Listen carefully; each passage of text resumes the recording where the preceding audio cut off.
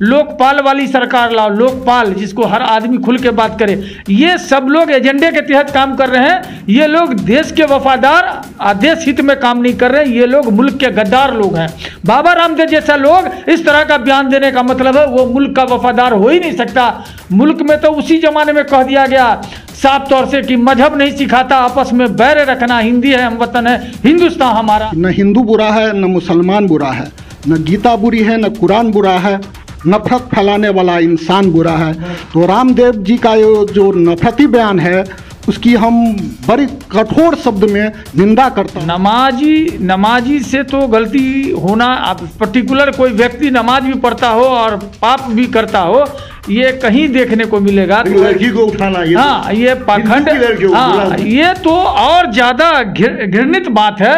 इन पर तुरंत FIR होना चाहिए और तुरंत इनको जेल में भेजना चाहिए। बाबा रामदेव ने यह भी कहा कि जब मुसलमान से पूछोगे तुम्हारा धर्म क्या है तो कहेगा कि 5 वक्त नमाज पढ़ो, कहेगा 5 वक्त नमाज पढ़ो, फिर मन में जो आए वो करो, जो भी पाप करना हो करो, हिंदू की बेटियों को उठाओ और फिर पाप करो। इस पर क्या कहें? मतलब साफ है, डेग डेग पर नफरत फैलाई जाती है, घर घर में लड़ाई करवाई जा रही है। ये काम अंग्रेज करते थे।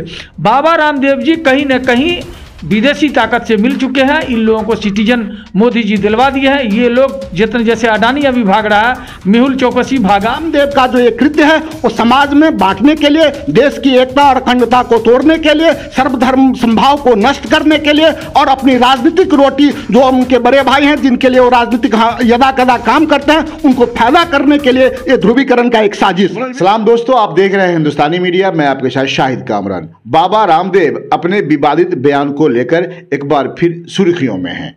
हम बता दें कि बीते दिनों राजस्थान में उन्होंने मुसलमान के खिलाफ एक विवादित बयान दिया है। उन्होंने कहा है कि मुसलमान से जब धर्म के बारे में पूछो तो वो 5 वक्त नमाज पढ़ने की बात कहेगा, उसके बाद वो जो बुराई चाहे करेगा।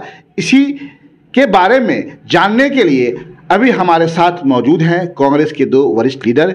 एक तरफ मनोज कुमार मिश्र जी हैं, आपका स्वागत, और दूसरे तरफ हमारे साथ कांग्रेस के ही सीनियर लीडर अमानुल्लाह खान जी हैं, आपका भी स्वागत। बहुत बहुत शुक्रिया आपका, हिंदुस्तानी मीडिया में आपने हमको बुलाया।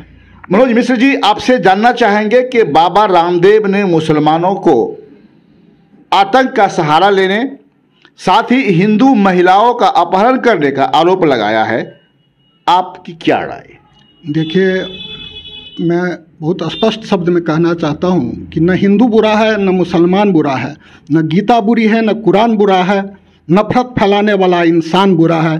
तो रामदेव जी का जो नफरती बयान है उसकी हम बड़ी कठोर शब्द में निंदा करता हूँ, भर्त्सना करता हूँ कि रामदेव जी जैसा व्यक्ति ऐसा बयान देता है। मेरे समझ से चूँकि वो जिस पार्टी के नेताओं का दिन रात गुणगान करते हैं, उनके चलते उनको महिमा मंडित करने के लिए उन्होंने इस समय में राजस्थान में, जबकि राजस्थान में बहुत निकट समय में चुनाव होने वाला है, तो उस चुनाव को किस प्रकार से नफरती मोड़ दें, नफरत का बीज बोएं और एक जो केंद्र में जो सरकार है उसकी एजेंडा को कैसे राजस्थान में फैलाएं, उनका ये षड्यंत्र है। मैं इसकी कठोर शब्दों में निंदा करता हूँ। मनोज जी, बाबा रामदेव ने यह भी कहा कि जब मुसलमान से पूछोगे तुम्हारा धर्म क्या है तो कहेगा कि 5 वक्त नमाज पढ़ो, कहेगा 5 वक्त नमाज पढ़ो, फिर मन में जो आए वो करो, जो भी पाप करना हो करो, हिंदू की बेटियों को उठाओ और फिर पाप करो। इस पर क्या कहेंगे आप? मेरे ख्याल से लज्जास्पद है कि किसी भी धर्म के लोगों के लिए इस प्रकार की बातें करना अनुचित है।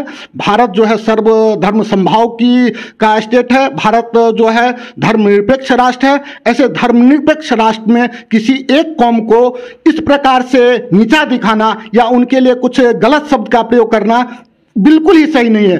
गलत करने वाले किसी एक जाति में या किसी एक धर्म में या किसी एक समाज में नहीं है। ये देश की एक समस्या है जो किसी भी धर्म के मानने वालों में हो सकती है। वो कुछ व्यक्ति ऐसा होता है जो कुछ गलत करता है। कोई धर्म कभी इस बात की गलत करने का इजाजत नहीं देता है, चाहे वो हिंदू धर्म हो या सिख धर्म हो या ईसाई हो या मुसलमानों की जो धर्म है उनका धर्म हो। ये कोई भी धर्म इस तरह की बातों का इजाजत नहीं देती है कि आप इस प्रकार की बातों को रख करके समाज में वैमनस्यता उत्पन्न करे। और रामदेव का जो ये कृत्य है वो समाज में बांटने के लिए, देश की एकता और अखंडता को तोड़ने के लिए, सर्वधर्म संभाव को नष्ट करने के लिए और अपनी राजनीतिक रोटी, जो उनके बड़े भाई हैं जिनके लिए वो राजनीतिक यदा कदा काम करते हैं, उनको फायदा करने के लिए ये ध्रुवीकरण का एक साजिश। मनोज मिश्र, आपसे हम मिलते हैं। हमारे साथ एक और साथी हैं, आप ही के वरिष्ठ नेता हैं अमानुल्लाह खान जी। आपसे एक सवाल है अमानुल्लाह जी के बाबा रामदेव की अगर बात करें, साइकिल से जिंदगी उनकी शुरुआत हुई थी, सफर शुरू हुई थी, आज वो अमीरों की फहरिस्त में आते हैं। सच है, ये कटु सत्य कहा जा सकता है कि कांग्रेस के ज़माने से शुरुआत हुई उसकी सफ़र, और आज बीजेपी, अलग बात है कि बीजेपी की हुकूमत है, लेकिन जो जितनी अमीरी उनको मिली वो कांग्रेस के ज़माने में ही मिली। फिर आपके राज्य में, आपके राज्य मतलब ये है कि कांग्रेस के राज्य में जहां अशोक गहलोत मुख्यमंत्री हैं, वहां इस तरह की बात करते हैं और आपकी सरकार चुपचाप आंख बंद कर ली है, कान बंद कर ली है। क्या कहना चाहेंगे आप इस पर? देखिए, राजस्थान में अशोक गहलोत जी की सरकार है, केंद्र में नरेंद्र मोदी जी की सरकार है। सवाल किसी पर्टिकुलर किसी सरकार के सपोर्ट और विरोध का मामला नहीं है। ये एक ऐसी नफरत फैलाई गई है जिसका कोई हाथ पांव नहीं है। बाबा रामदेव जी एक माने सफल व्यापारी है इस देश के अंदर में, उनका प्रोडक्ट बिकता है और लोग खरीदते हैं, उसमें भी कोई हीन भावना से नहीं खरीदते हैं, लोगों को फ़ायदा पहुंचा तो खरीदते हैं। इस तरह की बयानबाजी, किसी भी मजहब पर टीका टिप्पणी, अभी हमारे साथी मनोज मिश्रा जी ने ठीक कहा है कि मजहब कभी इजाज़त नहीं देता कि नफ़रत करो। और फिर तो जो लोग नमाज पढ़ते हैं वो अनेकों बुराई से दूर होते हैं। नमाजी से तो गलती होना, आप पर्टिकुलर कोई व्यक्ति नमाज भी पढ़ता हो और पाप भी करता हो, ये कहीं देखने को मिलेगा। लड़की को उठाना, ये हाँ, ये पाखंड, हाँ, ये तो और ज़्यादा घृणित बात है। इन पर तुरंत FIR होना चाहिए और तुरंत इनको जेल में भेजना चाहिए। देखिए, कोई अंधभक्त है और वो अगर कुछ बोलता है किसी मजहब का या नफरत फैलाने के विरोध में, आज श्री राहुल गांधी ने पूरे देश में 3500-3600 किलोमीटर का दौरा करके यही नफरत को ख़त्म करने के लिए ना इतना बड़ा माने हाथ जोड़ो अभियान आप चलने जा रहा है। इससे पहले भारत जोड़ो अभियान चला तो लोग टीका टिप्पणी करते थे। भारत जोड़ो का मतलब क्या है? मतलब साफ है, डेग डेग पर नफरत फैलाई जाती है, घर घर में लड़ाई करवाई जा रही है। ये काम अंग्रेज करते थे। बाबा रामदेव जी कहीं न कहीं विदेशी ताकत से मिल चुके हैं। इन लोगों को सिटीजन मोदी जी दिलवा दिए हैं। ये लोग जितने, जैसे अडानी अभी भाग रहा है, मेहुल चौकसी भागा, वो क्या नाम है, एक और था वो भागा, नीरव मोदी, ये सब भागा। ये लोग भी भागेंगे। ये लोग को अब यहाँ सुरक्षा नहीं है। एक बात जान लीजिए, जनता में परेशानी है। आप देख लीजिए, हमारी बेरोजगारी बढ़ गई है, हमारी महंगाई बढ़ गई है। यही बाबा रामदेव आपकी अदालत में कहा था कि हम 30-35 रुपये पेट्रोल देंगे, वैसी सरकार लाओ, लोकपाल वाली सरकार लाओ, लोकपाल जिसको हर आदमी खुल के बात करे। ये सब लोग एजेंडे के तहत काम कर रहे हैं। ये लोग देश के वफादार, देश हित में काम नहीं कर रहे हैं। ये लोग मुल्क के गद्दार लोग हैं। बाबा रामदेव जैसा लोग इस तरह का बयान देने का मतलब है वो मुल्क का वफादार हो ही नहीं सकता। मुल्क में तो उसी जमाने में कह दिया गया साफ तौर से कि मजहब नहीं सिखाता, आपस में बैर रखना, हिंदी है हम वतन है, हिंदुस्तान हमारा, उस नारे को, इसको दाबने का काम किया है बाबा रामदेव। खान साहब, राहुल गांधी का भारत जोड़ो यात्रा के बाद अब वो दिल्ली में है, अब तक उनका भी कोई एक्शन नहीं हुआ। सरकार तो उनकी है ना, आपकी सरकार है ना। सवाल ये उठता है कि अशोक गहलोत जी का एक्शन हुआ नहीं हुआ, बड़े लोगों की बड़ी बात, वो क्या सोच रहे हैं, क्या एक्शन तो होना है। राहुल जी क्या सोच रहे हैं? मुझको दर्द हुई, मुझको पीड़ा हुई कि भाई आप प्रोडक्ट बेचते हैं, आप योग करते हैं, आप योग गुरु हैं, आप जिम्मेदार पद पर है, आपको लोग फॉलो करता है, आपको लोग सुनता है, आप जैसे लोगों से इतना घृणित काम कैसे हो रहा है? ये कहीं ना कहीं खड़ियत है देश को तोड़ने का। आपसे एक आखिरी सवाल करेंगे। आप मुसलमान भी हैं, आप मुसलमान हैं। मुजफ्फरपुर में केस मुकदमा किया गया है। अच्छा, मुजफ्फरपुर में कुछ लोगों ने मुकदमा किया है। आप भी किस पे? बाबा रामदेव पे। अरे भैया, सबको स्वतंत्रता, अपने हम अपनी वॉइस से ही बात बताना चाहते हैं कि बाबा रामदेव पर कठोर कार्रवाई की जाए, चाहे वो केंद्र सरकार हो या राज्य सरकार हो, कोई भी सरकार हो, या बाबा रामदेव जी खुले मन से माफी मांगे। ये मुल्क का गद्दार लोग है, जो लोग मुल्क में नफरत फैलाता है, मुल्क का वफादार हो नहीं सकता। ये बात जान लिया। ये लोग विदेश में अपना ठिकाना बना चुका है, ये भागेगा विदेश। फिर हम मिलते हैं खान साहब आपसे। मिश्रा जी, एक बताइए आप हमको कि अभी इन्होंने जिस तरीके से कहा है कि हिंदू की बेटियों को, आप बताएं, आप बहुत दिनों से सियासत में भी, पॉलिटिक्स में भी हैं, आप बताएं इस देश में कितनी ऐसी हिंदू की लड़कियां हैं, हिंदू लड़कियां हैं जो मुस्लिम लीडरों की आज की डेट में बीवी बनी हुई है।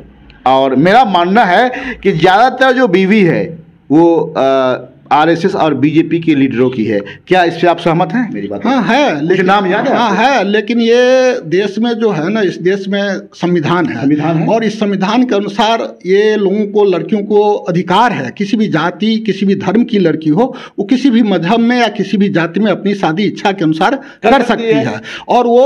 और वो हिंदू लड़की भी मुसलमान के साथ की है और मुसलमान लड़की भी हिंदू के साथ शादी की है। ऐसा एक उदाहरण नहीं, ऐसा बहुत सारे मिसाल हैं। तो ये जैसे मुरली मनोहर जोशी जी के घर में ऐसा उदाहरण है, आडवाणी जी के घर में उदाहरण है, ऐसा नकवी साहब जो आपके हैं उनका ऐसा उदाहरण है, शाहनवाज साहब का, ऐसे बहुत सारे उदाहरण है। फिल्म इंडस्ट्री में तो ये कोई बात ही नहीं है। तो चूंकि धर्मनिरपेक्ष राष्ट्र है तो कानून इस बात की इजाजत देती है। ऐसे में कांग्रेस पार्टी को क्या करना चाहिए रामदेव? जिस तरीके से आपके कांग्रेस में, बार बार बोल रहा हूँ, कांग्रेस शासित प्रदेश में यह मामला हुआ है, तो रामदेव के खिलाफ क्या होना चाहिए? क्या वहां एफआईआर होनी चाहिए कि नहीं? सरकार संविधान से चलती है और संविधान इस बात की इजाजत सरकार को या सरकारी जितनी भी संस्थाएं हैं, इंस्टीट्यूशन है, जो ऐसी ऐसी बातों के लिए निगरानी करती है, उसको यह अधिकार देती है कि ऐसे कोई भी अल्फाज हो जिससे समाज में घृणा उत्पन्न हो, नफरत पैदा हो या सामाजिक हिंसा हो, इस हिंसा को रोकने के लिए सरकार कार्रवाई कर सकती है। और दूसरा एक सबसे बड़ी उपाय है कि जब इतनी सारी संवैधानिक संस्थाएं हैं, कोर्ट है, कचहरी है, थाना है, तो निश्चित रूप से जिस प्रकार से रामदेव ने गलत बयान दिया है, चाहे किसी भी धर्म के नेता या कोई ठेकेदार हो, किसी भी जाति के लड़की के लिए अगर ऐसा शब्द बोला हो, वो मुस्लिम के लिए बोला, हम बोलते कोई हिंदू के लिए बोले, कोई ईसाई के लिए बोले, कोई बोले, ये नफरती बयान है और इस पर कार्रवाई होनी चाहिए। और कार्रवाई के लिए संविधान के अनुसार निश्चित रूप से वहां के किसी सामाजिक संगठन को या किसी व्यक्ति को राजस्थान में जाकर के, कोर्ट में जाकर के, कचहरी में जाके, थाने में एफआईआर करनी चाहिए और उस एफआईआर के आधार पे सरकार को अविलंब उसे गिरफ्तार कर लेनी चाहिए। देखा दर्शकों, ये थे कांग्रेस के दो वरिष्ठ लीडर। अगर आपका बेटा अगर अपशब्द, छोटी सी बात अगर फेसबुक पर या सोशल मीडिया पर लिख देता है तो उसे पुलिस अरेस्ट कर लेती है। लेकिन एक रामदेव बाबा है जो कांग्रेस शासित प्रदेश में जाकर के मुसलमानों के खिलाफ विवादित बयान देता है, उस पर कोई कार्रवाई नहीं होती है। हालांकि जो नेता बैठे हमारे साथ हैं, इनका कहना है कि जरूर कार्रवाई होगी।